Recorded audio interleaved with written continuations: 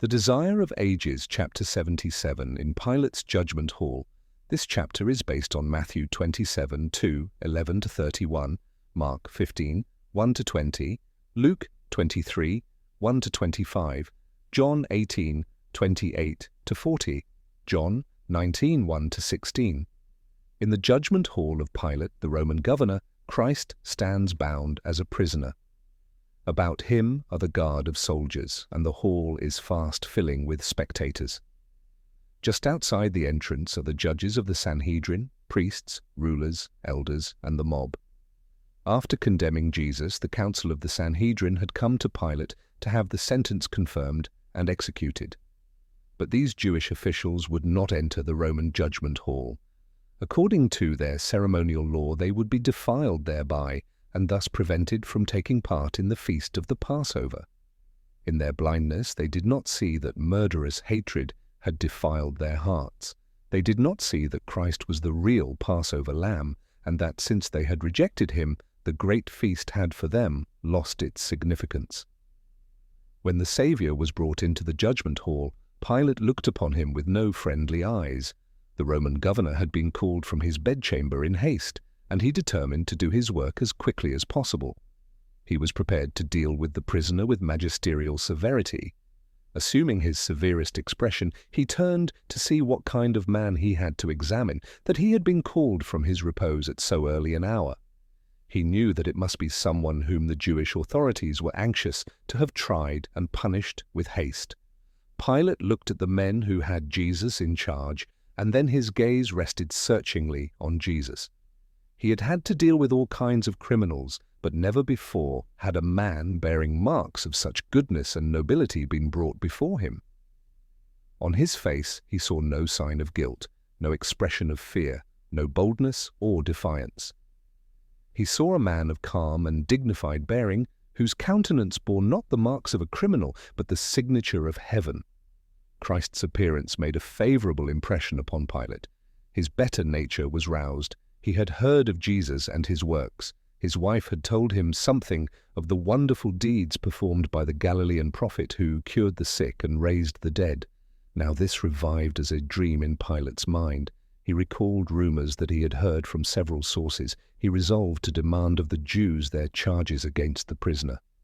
"Who is this man, and wherefore have ye brought him?" he said. "What accusation bring ye against him?" The Jews were disconcerted. Knowing that they could not substantiate their charges against Christ, they did not desire a public examination. They answered that he was a deceiver called Jesus of Nazareth.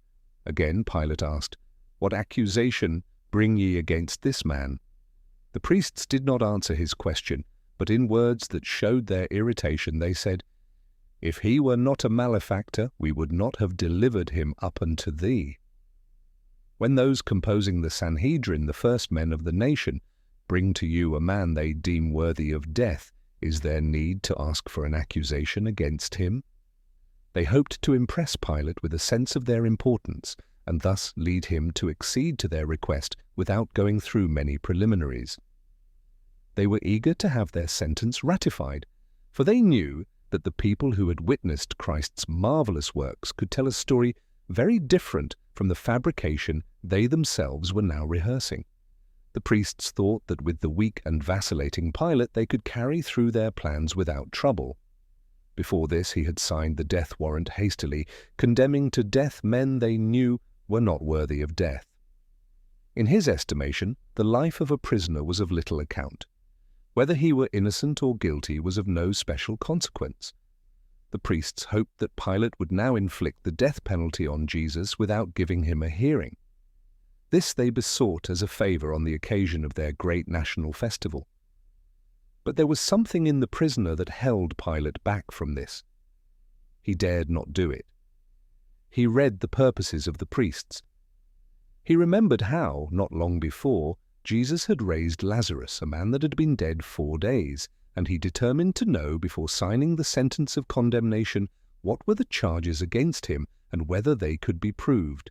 "If your judgment is sufficient," he said, "why bring the prisoner to me? Take ye him and judge him according to your law." Thus pressed, the priests said that they had already passed sentence upon him, but that they must have Pilate's sentence to render their condemnation valid. "What is your sentence?" Pilate asked. "The death sentence," they answered. "But it is not lawful for us to put any man to death." They asked Pilate to take their word as to Christ's guilt and enforce their sentence. They would take the responsibility of the result.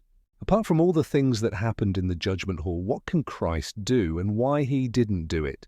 In Pilate's judgment hall, Christ had full divine power to stop the trial, call angels to deliver him, expose his accusers, or walk away unharmed, but he chose not to act because his mission was to die as the sacrificial lamb for the sins of the world.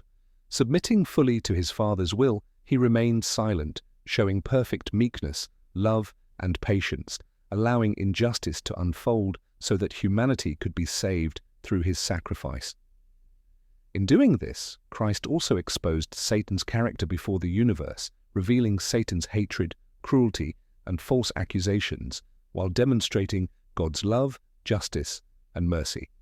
By accepting suffering without resistance, Jesus unmasked the true nature of evil and secured the victory of God's kingdom.